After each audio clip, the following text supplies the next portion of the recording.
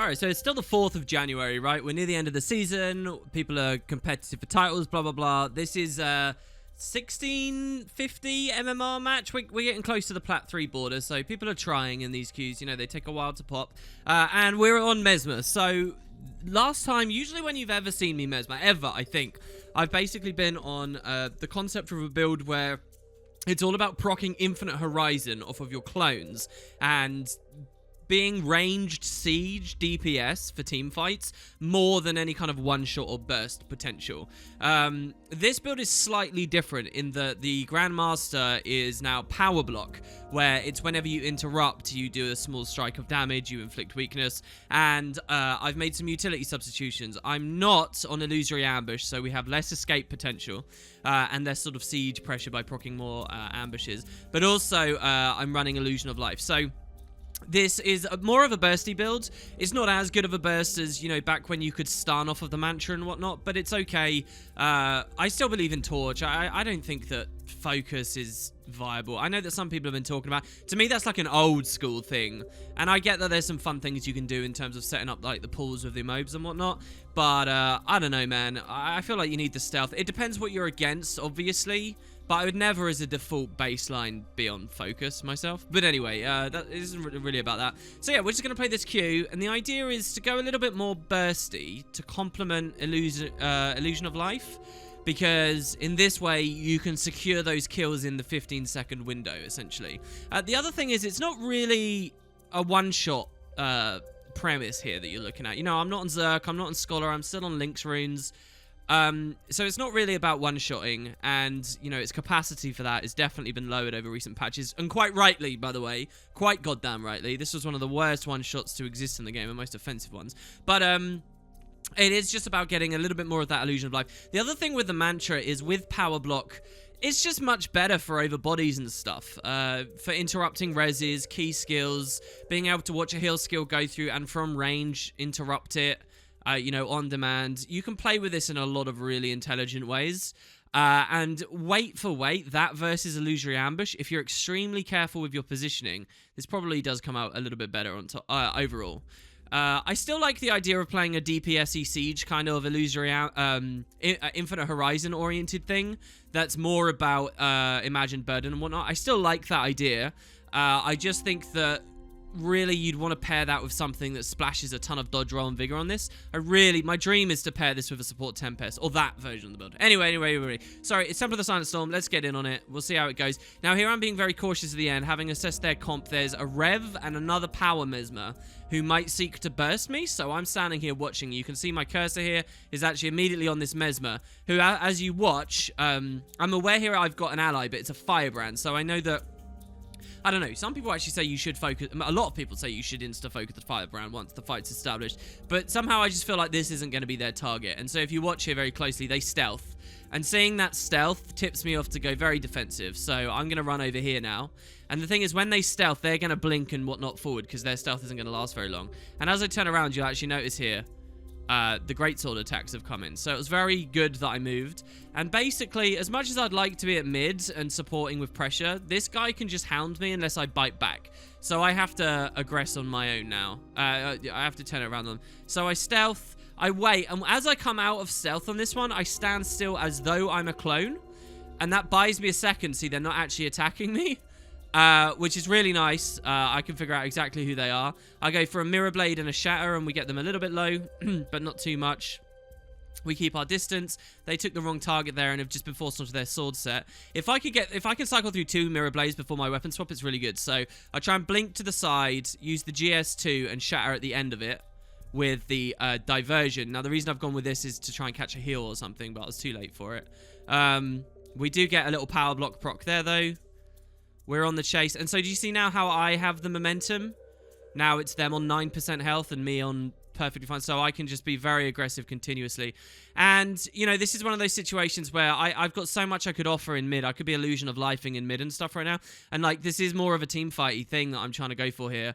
But it's not a terrible play if I pair one of the enemies off and win my 1v1 with them, essentially. I go for the chase, but they're just out of range and I can't catch that anymore. So And I will note, this wasn't really a 1v1. You saw my close pointer threw some pressure out. That's why the Mirage was poisoned a second ago. I'm listening to my commentary here, and it seems like I haven't acknowledged that. I have, but everything I said still counts, right? And I can't chase that round into enemy territory because my team just wiped in mid. So not a great opening for my team overall, but I think I did okay. A little bit more skillfully, I could have actually won that fight more decisively. Here we go for the Rev, but he's damage reversing, so we wait a second. Turn it around on him, chain some CCs. Then I think I'm going to get jumped. Oh my god, look how much I'm struggling to get around those stairs. Here I see that my team's been pressured towards the stairs. Okay, yeah, something a second ago. You know when I went to the stairs a second? I must have been tipped off the Mesmer was still around. So I went back, then I came back in. I mass invis, I'm hiding from the Mesmer, and it's good. He gets a big burst on me, even while I'm in stealth here. You know, this is one of the more fun things about playing power builds, I think, when you're kind of flirting with another power build throughout as the fight's going along. Anyway, so I could be focusing this. This is the Mesmer that just jumped me. But stuff's manifested here. And they're clustered up, and there's a down state. And as I said, I can throw interrupts and things. So it's really important I get that siege. Basically, when we siege in a scenario like this, Infinite Horizon, just Split Surge on its own, if you get an AoE value of it, it pumps your might up, so we're up to 20 here. That's why, on one of the Mesmer games I showed you, I just cast a random Mind Rack and, like, insta-killed someone in stealth. It's because of all the might you generate, as long as you've got the AoE targets. So we get, you know, the kill. My ally's down, and there's a rally race, so we take an Illusion of Life. I did an entire video, looking at the individual value on every single Illusion of Life I cast. I think this one was okay. It stopped any really dangerous shenanigans, and my friend was invulnerable to do whatever he liked as well. And now we've pretty decisively won mid, so that's good. I'm probably spent a little bit too long over that body. We could have just bled that. Onto the Rev, who's kited in the wrong direction. If he'd been a little bit smarter about where he kited, he probably wouldn't be dying right now because he could be under his team's respawns. I was trying to catch his glint heal. We saw he went to glint, but I didn't manage to. He got really kind of a cheeky cast on it, in my opinion. He also gets a really... So Shackling Wave, the length of the Immobilize goes up the more targets it hits AoE. So that's why you saw I got immobed for such a long period of time there. So I'm just trying to reassess what's going on. I don't want to zerg a super low health Rev that I know my team's probably going to have dealt with for a while anyway.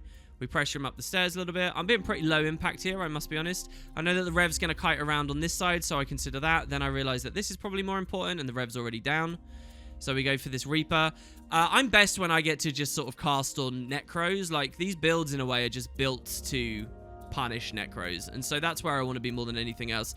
So we kill this guy. We go for the Stomp. We cover the first bit of the Stomp with Distort. Then we dodge roll the second.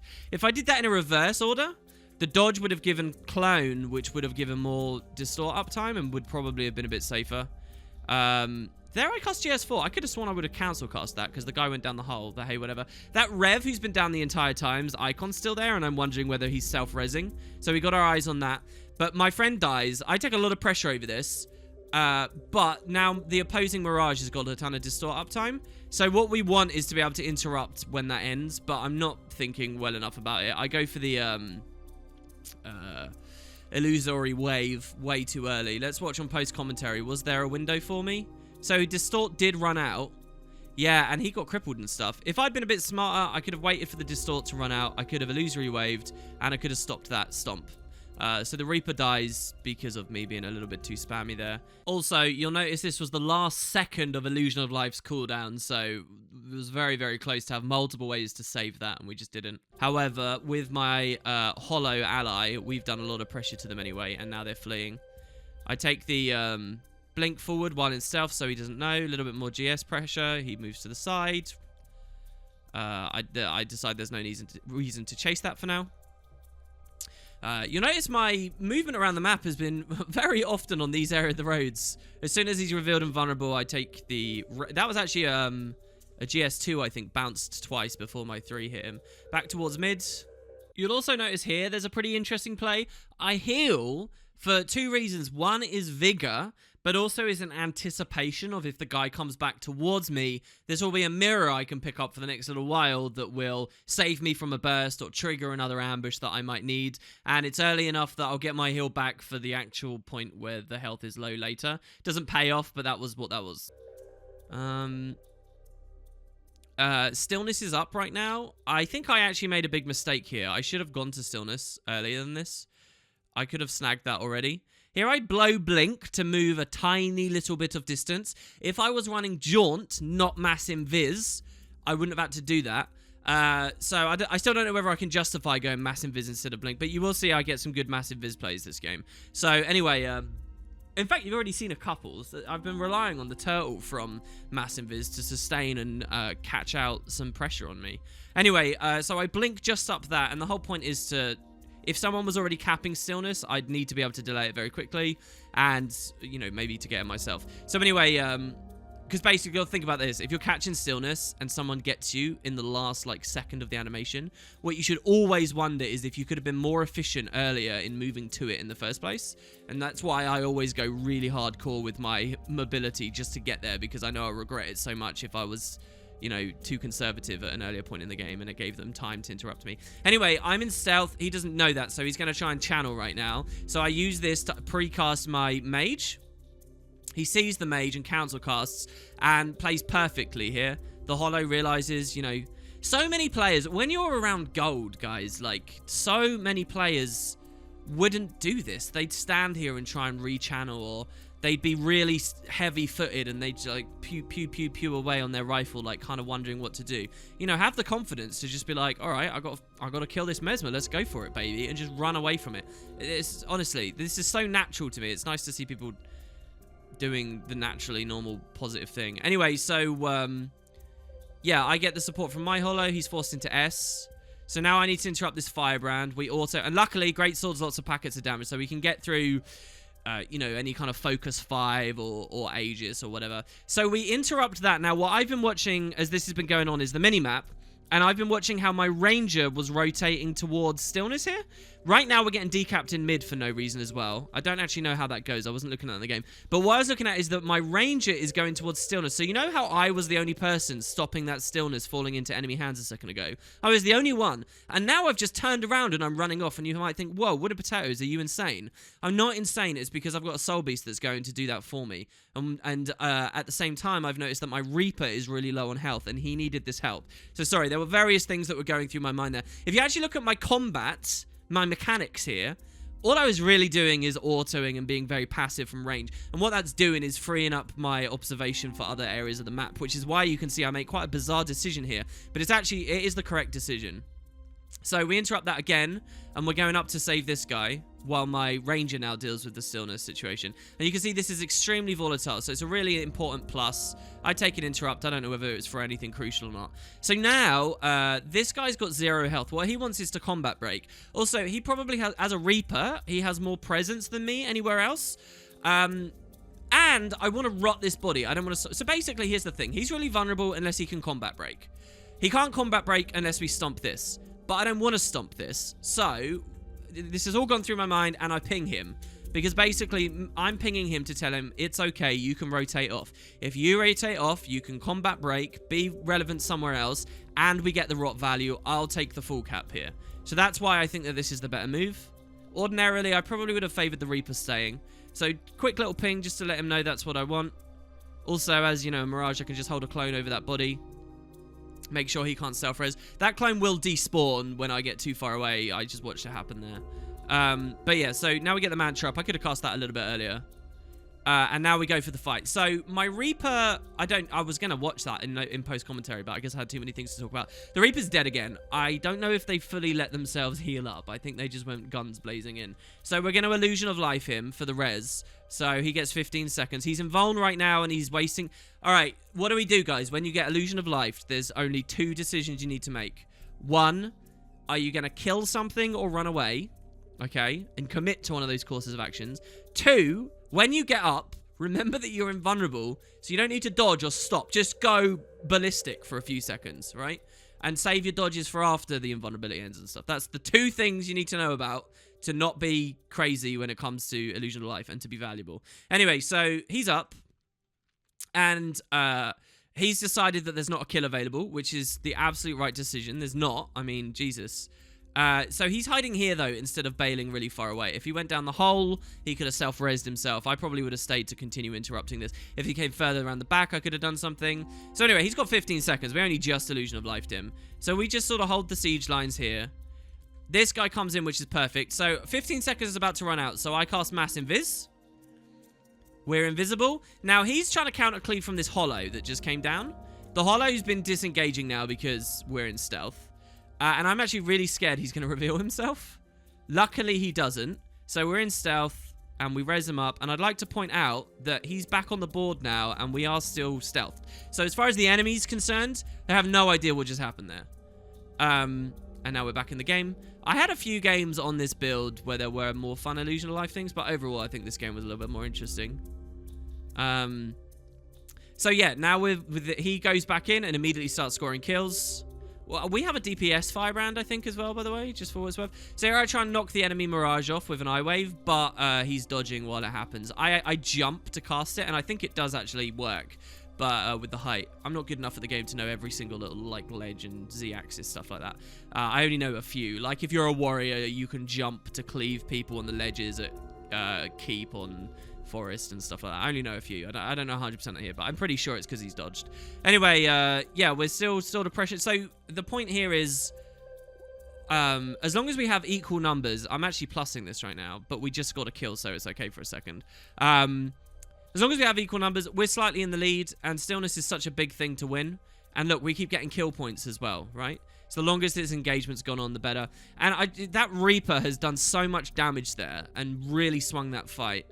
And, you know, in part, that we could say that's thanks to us. So here I really wanted to stop this full cap going through, but the Firebrand got it. So it's not really a great fight for me available here. He's just going to sustain for a while. But our stillness friends have come down and they're running through the tunnel.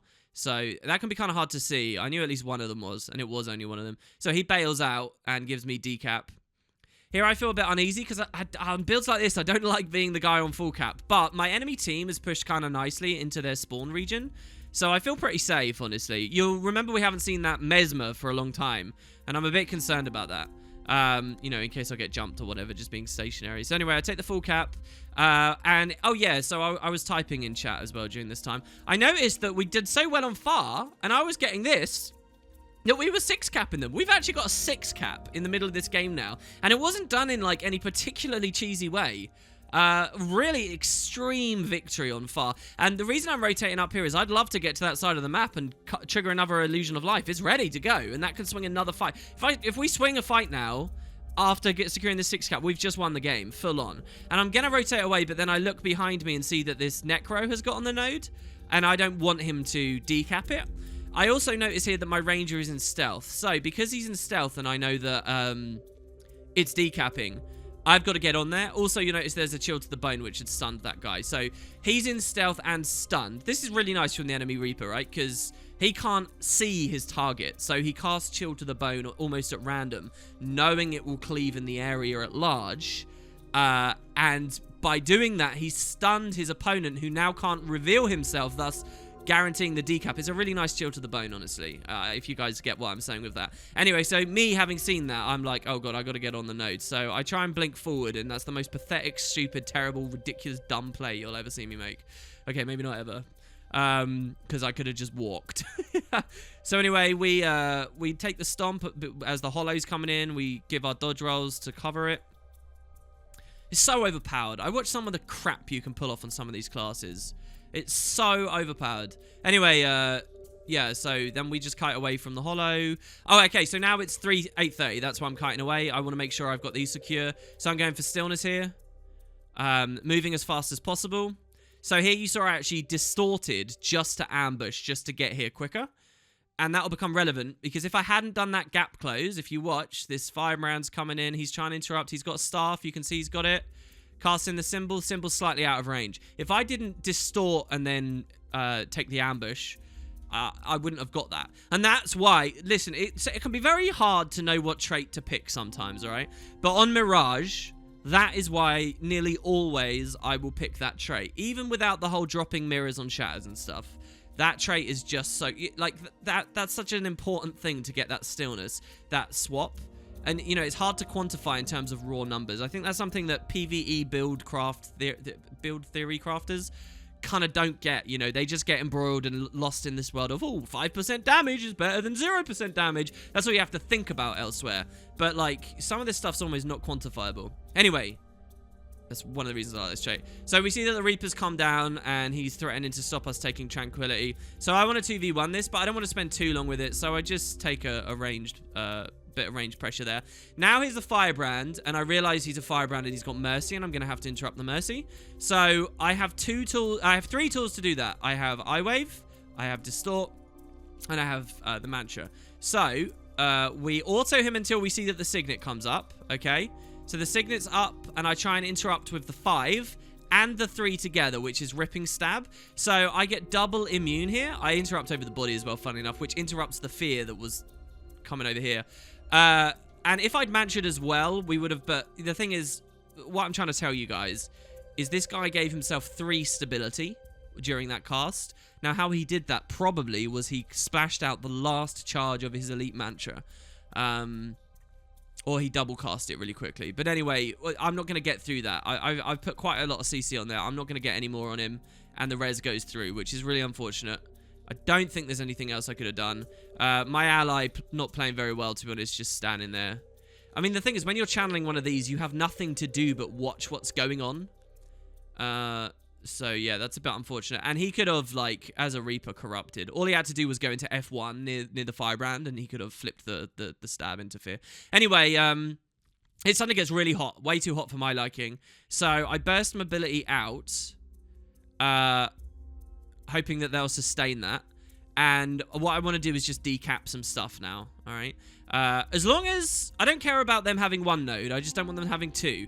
This could end up stalling for ages. I just want to make sure at any point for the rest of the game now, we are at least on equal nodes. Because that means we win because we have such a big point score, right? So that's the idea there. That's all I want to do. Don't give up the entire map just for the objective. Same kind of philosophy as like on Revenge on the Capricorn. Anyway, so I decap this. I actually think that this Rev is going to pour in, and I was trying to get to the edge, so he couldn't, but he didn't even try. I just take dodges. We even managed to drag him way off the node here with an ambush while he's on his Sword 3. But he gets a nice knockdown on me, so I've got to be really careful. So I take Distort to blind him for the first strike and then give myself, you know, Distort. Then we immediately turn that into an ambush for an Interrupt, which puts Weakness out because of Power Block. Again, like, that's the same trait I was talking about a second ago that really helps to swing this around. And we're going to, spoilers, we're going to win this fight here, right? Me versus him. And he had such a big aggressive open on me. So, yeah, we get that. We get the Mage up, which will be another interrupt and more power block in a second with more sword stuff. So here, I make a mistake. If I was a better Mesmer, I'd win this right now, okay? So I'm running Agility on Greatswords. When I weapon swap, I give myself Quickness, or should in theory, I don't know if I see it here. And all I have to do is Mirror Blade in his face. It will bounce twice, and I can Mind Rack. I can't dodge for another clone, so it might not be too good. But we can probably kill him right here, right now, with all the Vuln and everything that we've applied to him. This is probably the win. But my muscle memory is still to weapon swap use Greatsword 4. So that doesn't go anywhere. I proc the Mantra to interrupt. I don't know why I interrupted there, actually. But now he's at the same health as me. I drag him under and port up. He can still come up with a Death Strike, which I'm really scared of. We go for the Mass Invis. He reveals us with the Facet. I walk back into my own mirror and take another ambush out of it after moving to the side slightly. I can't really cleave that, though, because there's the Firebrand on. So I need to move away now. And I'm thinking of coming up here, you know, like reset and also have that into a valuable rotation. But at this point, I think, okay, hold on. The Rev's going to get rezzed, and he's going to burst mobility and probably kill me. And what was I just saying? We only really need the 1 node. This is actually a greedy play to do this. And I've got no truly great exit chance. I've got 1 stealth to cover me. So I'm considering left, and then I think all that, and I think, all right, no, so I'll go to the right. So I stealth, and what I'm going to do is come into this pit. Or even I was actually hoping to go past the pit, and if he was following me, I would have dropped down, and if not, I wouldn't have. And I know I'm probably safe down here. Peeking back in here, my team's done very well at Tranquility. So not only... Like, this doesn't even matter. Even if they were doing badly there and it was just stalling... I mean, it matters if we lost, obviously. But I'm saying even if that wasn't going perfectly, we've been because we held everything you just saw me doing was in the interest of holding this neutralized instead of in the enemy's favor. And just because of that, we're basically just stalling for a victory via status quo on the nodes, yeah? So we pressure this. I don't really care about getting a kill. Oh, yeah. So obviously because we saw that they were winning that, I knew I was wondering why it was so heavy here on post-commentary. Because I knew we were getting that, then I know I can just stand here and basically, you know, just secure lots of free points. There's no point letting him stand here and then decap me instantly. So yeah, we just can mark him, right? We're playing netball here. We're just gonna follow. We're gonna follow our girl and just mark her. So yeah, and then the holo gets in, does a bit of damage. I take a really half-assed burst, and the game's pretty much over. So yeah, pretty fun one. Maybe the only reason I'm showing this to you is because there's no deaths. There was probably better plays on other games that I could show you, but I always hate dying. I hate dying. Our only top stat being top revives, but 14 kills, 0 deaths. It's not too bad. Pretty fun game. Hope you guys enjoyed. I'll give you some more good stuff coming up very soon.